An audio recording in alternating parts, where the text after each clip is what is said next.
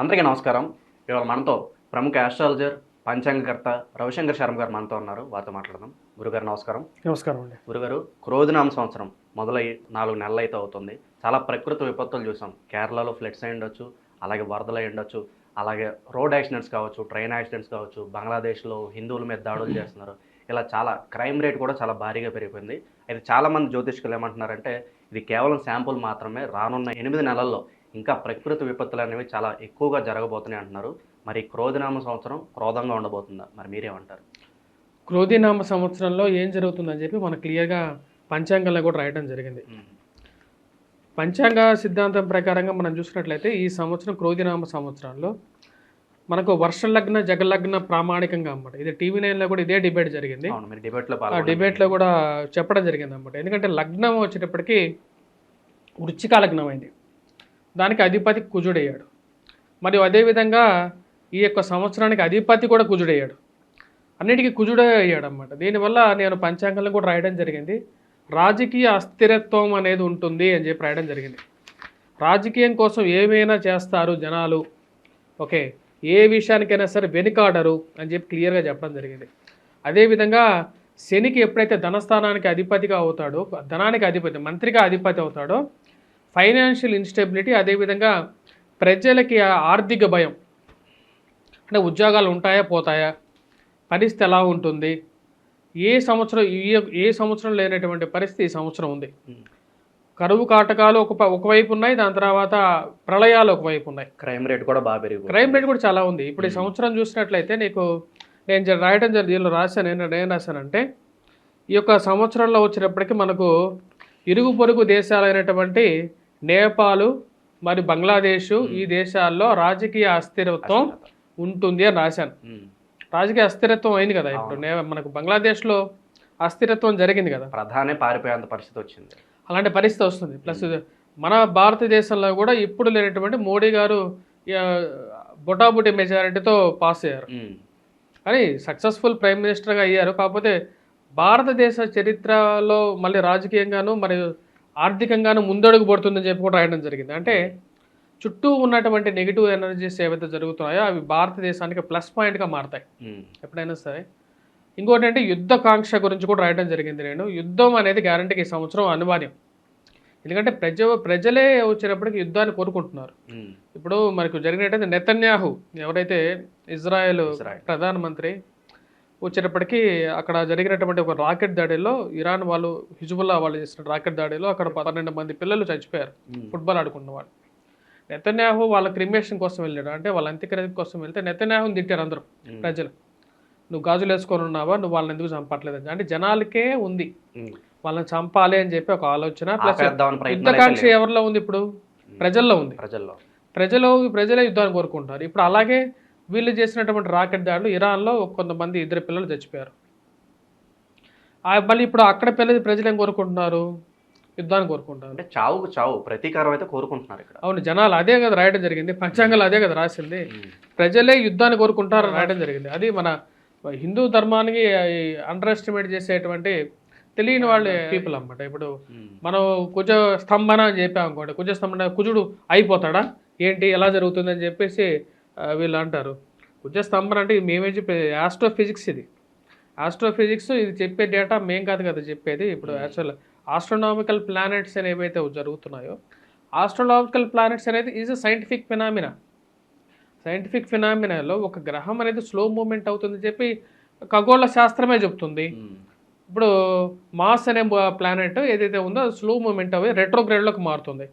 ఒకే రాశిలో 30 డిగ్రీస్లో అరౌండ్ చెప్పాలి అంటే కరెక్ట్గా 120 డిగ్రీస్ పీరియడ్లో, అంటే 90 to 120 డిగ్రీస్ దగ్గర యాంగిల్లో, ఆ యాంగిల్లో ఎక్కువ టైం, అంటే ఉన్నదానికన్నా ఎక్కువ టైం 8 నెలల కాలం ఒకే జగన్ ఉంటుంది. సో రాబోతున్నటువంటి పరిస్థితిలో కూడా వచ్చేటప్పటికి ఎటువంటివి ఉంటాయి. ఇప్పుడు ఈ సంవత్సరం మనం చూసుకుంటే భూమికి భూ సంబంధితమైనటువంటి ప్రళయాలు మరియు వాటితో పాటు అగ్నితో కూడుకున్నటువంటి ప్రళయాలు జరుగుతాయి. కుజుడు కదా ఆధిపత్యాన్ని తీసుకున్నవాడు. ఇప్పుడు జపాన్లో మొన్న వచ్చేటప్పటికి నీకు భూకంపం వచ్చింది. రెక్టర్ స్కేల్ పై 7.2, 200 మందికి తీవ్రమైన గాయాలు, మరణించారా తెలియదు ఇంకా పరిస్థితి ఏంటనేది. మరి అదేవిధంగా ఫ్లైట్ బ్లాస్ట్ అయింది. ఈ రోజు జరిగింది అది ఇష్యూ. అవును. ఫ్లైట్ ఇదైంది బ్రెజిల్ దగ్గర ఎక్కడో జరిగింది. 12 మంది చనిపోయారు. 12 మంది చచ్చిపోయారు. ఎప్పుడైనా జరుగుతున్నాయి కదా. ఇప్పుడు శాస్త్రంలో చెప్పినట్టుగానే ఈ సంవత్సరం బాగాలేదు. అసలు ఈ సంవత్సరం ఎక్కడికైనా వెళ్ళాలంటే భయంగా ఉంది. చుట్టూరు ఎటు చూడండి. ఇప్పుడు భారతదేశాన్ని వదిలేసి ఎటువైపు వెళ్ళాలో చెప్పండి. ఇప్పుడు ఇటు సైడ్ బంగ్లాదేశ్ పట్టు ఎగిరిపోయింది, శ్రీలంక పరిస్థితి పోయింది, మాల్దీవ్స్ పరిస్థితి, బంగ్లాదేశ్ పరిస్థితి, పాకిస్తాన్ అయితే దారుణమైన పరిస్థితి.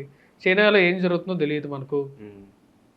చైనాలో బయటకు రాదు కదా, లోపల ఏం జరుగుతున్నది విషయం బయటకు రాదు. ఇప్పుడు భారతదేశ చుట్టుపక్కల ఉన్న దేశాలన్నీ ఇలా అయిపోవడం మనకి ప్లస్ అంటారు, మైనస్ అంటారు? మనకి ప్లస్ పాయింటే కదా. ఇప్పుడు మన దేశాల్లో కొంచెం స్థిరత్వంగా ఉంది కాబట్టి ఆర్థికంగా ఎదగడానికి కొంచెం బెటర్గా ఉంటుంది. అది ప్లస్. అది కాక ఇప్పుడు రేపు రాబోతున్నటువంటి అక్టోబర్ 19 అనేది చాలా క్రిటికల్ ఫ్యాక్టర్. ఇప్పుడు జరుగుతున్నటువంటి పరిస్థితులు వేరు, అక్టోబర్ నుంచి రాబోతున్నటువంటి 8 నెలల కాలం అనేది చాలా క్రిటికల్గా ఉంటుంది. ఎందుకంటే ఈ యొక్క సంవత్సరానికి అధిపతి ప్లస్ వర్ష లగ్నాధిపతి అనేటువంటి కుజుడు ఎవరైతే ఉన్నాడో తను నీచత్వం పట్టబోతున్నాడు. రాజు నీచత్వం పడుతున్నాడు. రాజే నీచత్వం పడుతున్నప్పుడు ఏమవుతుందంటే అది చాలా ప్రళయానికి కారకంగా ఉంటుంది. ముఖ్యంగా ఫైనాన్షియల్ క్రాక్ డౌన్ అంటే మెల్ట్ డౌన్ అవ్వడానికి, పెద్ద పొజిషన్స్లో ఉన్నటువంటి వారు అనుకోని స్థాయిలో మరణించడం కానీ, లేకుండా ఉంటే దేశ ప్రధానుల పొజిషన్లో ఉన్నటువంటి వారు, మన దేశం గురించి నేను మాట్లాడలేదు, ఓవరాల్గా అంటే అటువంటి యుద్ధం జరగడానికి, తాడపోడే తేల్చుకునేటువంటి యుద్ధం జరగడానికి కారకంగా ఉంటుంది. కాబట్టి ఈ రాబోతున్నటువంటి అక్టోబర్ 19, 20 తారీఖు తర్వాత నుండి కుజుడు ఎప్పుడైతే నీచత్వం పడుతున్నాడో, దాదాపు కుజుడు కర్కాటక రాశిలోనే ఉంటున్నాడు. కర్కాటక రాశిలోనే ఉండి నీచత్వం బట్టి దాదాపు 8 నెలల కాలం, అంటే మళ్ళీ మిథునంలోకి వచ్చేసి మళ్ళీ కర్కాటకంలోకి రావడం ఇలా జరుగుతూ ఉంటుంది. ఈ టోటల్ పీరియడ్లో వచ్చేటప్పటికి కొంచెం నెగిటివ్గా ప్రపంచం మీద ఉంటుంది, దేశం మీద కూడా దానికి ఇన్ఫ్లుయెన్స్, ఫైనాన్షియల్ మెల్డౌను అనేవి చాలా ఇంపాక్ట్ చాలా ఎక్కువగా ఉంటుంది, తీవ్రత ఎక్కువ ఉంటుంది. సో అది కాక నేను చెప్పినటువంటి డిబేట్లో కూడా ఇదే చెప్పడం, గురువు పొజిషన్ నేను గమనించినటువంటి మనకు 2001లో ఎర్త్క్వేక్స్ కానీ, దాని తర్వాత కాశ్మీరు, దాని తర్వాత కాశ్మీర్ పాకిస్తాన్ వరదలు కానీ, సునామీ వచ్చినప్పుడు కానీ, అప్పుడు ఉన్నటువంటి పరిస్థితుల్లో గురువు యొక్క స్థానం అనేది దేశాన్ని ప్రపంచాన్ని కాపాడుతుంది. గురువు సరైనటువంటి స్థితిలో లేనప్పుడు ఆర్థిక స్థిరత్వం అనేది ఉండదు దేశానికి, ప్రపంచానికి. ప్లస్ మిగతా పరిస్థితులు కూడా బాగు. ఈ సంవత్సరం గురువు యొక్క స్థానం బాగాలేదు. వృషభంలో రోహిణి నక్షత్రంలో ఉన్నాడు ఈ టైంలో కూడా. నెక్స్ట్ రాబోతున్నటువంటి జూన్ అంటే ఏప్రిల్ 14వ తారీఖు వరకు నెక్స్ట్ ఇయర్ వరకు కూడా అంత అనుకూలంగా లేడు. ప్లస్ కుజుడు స్థానం బాగాలేదు. సో కొద్దిగా ప్రాబ్లమాటిక్ సిచ్యువేషనే చెప్పాలంటే. నెక్స్ట్ అక్టోబర్ నుంచి ఇట్స్ టఫ్ సిచ్యువేషన్ కంపారిటివ్లీ. ప్రయాణంలో ఫైర్, ప్రయాణాల్లో కానీ లేకపోతే భూమి కానీ సంబంధితమైనటువంటి యుద్ధం కానీ, ఇలా యుద్ధం లాంటి పరిస్థితులు కానీ ఎక్కువగా ఉంటాయి. అది ఎక్కడో చెప్పడం కాదు, మనం ముందుగానే ప్రిడిక్ట్ చేస్తున్నాం, కానీ ఎవరు చదవరు. ఇలాంటి అయినప్పుడు చూసుకుంటారు. అలా కాదు కదా, మనం ఎప్పుడైనా సరే దిక్సూచి జ్యోతిష్యం అనేది వాటిని తీసుకొని మనం ముందుకు ప్రయాణం చేస్తూ ఉంటే లైఫ్ అనేది పీస్ఫుల్గా ఉంటుంది. గురుగారు, అలాగే శాస్త్రీయ పరంగా మనం మాట్లాడుకున్నాం పరిస్థితులు ఏమాత్రం బాగాలేదని. దీనికి తోడు మనిషి తప్పిదం కూడా ఇక్కడ చాలా ఉంది. తన స్వార్థం కోసం నదులను ఆక్రమించేసి చెట్లు కొట్టేయడం వల్ల కూడా ఇలాంటి విపత్తులు అనేది వస్తున్నాయి. మీరేమంటారు దీని గురించి? దానికి నేను యాక్సెప్ట్ చేస్తాను. ఎందుకంటే నేను ఓన్లీ ఆస్ట్రాలజర్నే కాదు, నేను సైంటిస్ట్ని కూడా. 2 కోణాలు నాలో ఉన్నాయి. ఇప్పుడు నేను పిహెచ్డీ వచ్చినప్పటికీ సైన్స్లో చేశాను, కానీ నేను ఇది కూడా ప్రాక్టీస్ చేస్తున్నాను. ఎందుకని, దీనిలో నిజాయితీ అనేది ఉంది, దీనిలో ఆస్ట్రాలజీలో కూడా నిజాయితీ అనేది ఉంది కాబట్టి నేను దీన్ని యాక్సెప్ట్ చేశాను. ఎందుకంటే నేను చెప్పినవి జరుగుతున్నాయి, దీనిలో ఏదో ఉంది అని చెప్పి డెప్త్కి వెళ్ళి దాని మీద మా తాతగారి నుంచి నేర్చుకున్న సిద్ధాంతం కానీ లేకపోతే వీటన్నిటి మీద మూల నేను నేర్చుకున్న విషయాలు ఏవైతే ఉన్నాయో జనాలకి చెప్పాలనే తాపత్రయం అంతే. దీనిలో మనిషికి పెరుగుతున్నటువంటి రజోగుణ కారకం అంటారు అన్నమాట, అంటే కుజుడు ఇన్ఫ్లుయెన్స్. ఈ రోజుల్లో ప్రతి ఒక్కటికి ఒక్కటే, ఇప్పుడు నేను చెప్పేటువంటి రాశి ఫలాల్లో కానీ వేటిలో అయినా సరే డబ్బు అనే విషయం లేకుండా నేను రాశిఫలం చెప్తే ఎవడు చూడు. ప్రతి ఒక్కరికి ఇంట్రెస్టే, ఆర్థికంగా నేను ఈసారి అలా ఉండబోతున్నాను అనే ఒక కుతూహలం అందరిలో ఉంటుంది, చూసేదే దానికోసం. డబ్బే మనిషి మనిషి జీవితాలు రెండు ఉంటాయి, రెండు స్థానాలు నీకు తెలుసో తెలియదో. జ్యోతిష్యం కూడా అదే చెప్తుంది, మారక స్థానాలు అంటారన్నమాట. మనిషికి మరణించడానికి, మనిషి వినాశనానికి కారకం రెండు. ఒకటి డబ్బు, రెండు సుఖం. అంటే డబ్బు అనేది, డబ్బు గురించి పరిగెత్తి మనిషి చచ్చిపోతాడు. రెండోది ఏంటంటే సుఖం. సుఖం అంటే ఎన్నో రకాల సుఖాలు ఉన్నాయి. స్త్రీ సుఖం, పురుష సుఖం, దాని తర్వాత కంఫర్ట్నెస్, లగ్జరీ, ఎలా లీడ్ చేయాలి, పదవి మోహం, ఇవన్నీ సుఖాల కిందకి వస్తాయి అన్నమాట.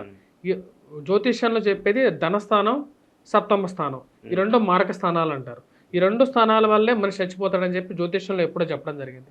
ఇప్పుడు రజోగుణ కారకం అంటే డబ్బు వ్యామోహం కదా. ఇప్పుడు వాటన్నిటి ఆక్రమించుకోవటం.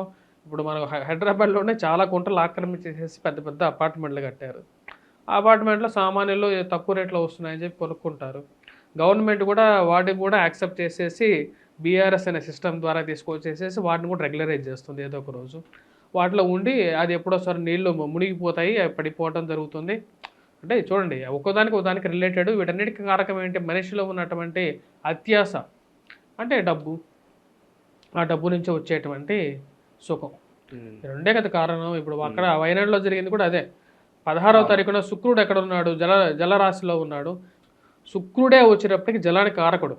తను ఉన్నటువంటి నక్షత్రం బాగాలేదు, తను ఉన్నటువంటి స్థానం బాగాలేదు, కర్కాటకంలో ఉన్నాడు, జలస్థానంలో ఉన్నాడు. ఆ టైంలో వర్షాకాలమే పడ్డాయి. ఎందుకంటే సూర్యుడు ఉన్నటువంటి స్థానం కూడా వచ్చేటప్పటికి, సూర్యుడు ఎప్పుడైతే కర్కాటకంలో ఉంటాడో వర్షాలు పడతాయి. వీళ్ళకి సైన్స్ అవసరం లేదు, దీనికి సైన్స్ చెప్పచ్చు, ఇలాగ కూడా చెప్పచ్చు. సూర్యుడు ఎప్పుడైతే, అంటే ఆషాఢ మాసంలో వర్షాలు పడతాయి, దీనికి పెద్ద సైన్స్ ఏం అవసరం లేదు. మనకు వర్షాలు ప్రతి సంవత్సరం న్యాచురల్గా మనకు సూర్యుడు కర్కాటకంలో ఉన్నప్పుడు వర్షాలు పడతాయి. ఆ టైంలోనే వీళ్ళు వచ్చేటప్పటికి, అంతకుముందే వీళ్ళకి ఈగర్నెస్లో మొత్తం టూరిస్ట్ స్పాట్స్ అని చెప్పేసి విపరీతంగా పైన అంది ఇవి కట్టేసేసారు, రిసార్ట్స్. వర్షాకాలం అధికమైనటువంటి వర్షాలు జరిగింది, వినాశనం. మనం మాట్లాడుకుంటున్నాం ఇంకా రాబోయే రోజుల్లో ఎక్కువ ప్రకృతి వినాశాలు జరుగుతాయని. మరి ఇవి ఆగే అవకాశం ఎప్పుడు ఉందంటారు? ఏమైనా పరిస్థితులు కనిపిస్తున్నాయా? ఈ యొక్క 2025 జనవరి తర్వాత కొంచెం స్లో డౌన్ అవుతుంది. ఇన్ బిట్వీన్ కూడా కొన్ని మధ్యలో కొన్ని స్టాప్ పాయింట్స్ అనేవి ఉంటాయి. కానీ ఈ సంవత్సరం, నెక్స్ట్ ఇయర్ కూడా కొంచెం అంత బాగోదు కంపారిటివ్లీ. ఎందుకంటే విశ్వావసు నవ సంవత్సరం అనేది రాబోతుంది నెక్స్ట్ ఇయర్. ఆ సంవత్సరం కూడా అంత బాగాలేదు, little floods. Thank you sir, ఈ టాపిక్ మీద మీ అనాలిసిస్ ఇచ్చినందుకు. ఇది రవిశంకర్ గారితో మన డిస్కషన్. మరి క్రోధినామ సంవత్సరం మున్ముందు కూడా ప్రకృతి విపత్తులు జరగబోతాయి అంటున్నారు. జనవరికి కొంచెం స్లో డౌన్ అయ్యే పరిస్థితి అయితే కనిపిస్తుందని వారు అంటున్నారు. మరో మంచి అంశంతో మళ్ళీ కలుసుకుందాం. నమస్కారం. స్వస్తి.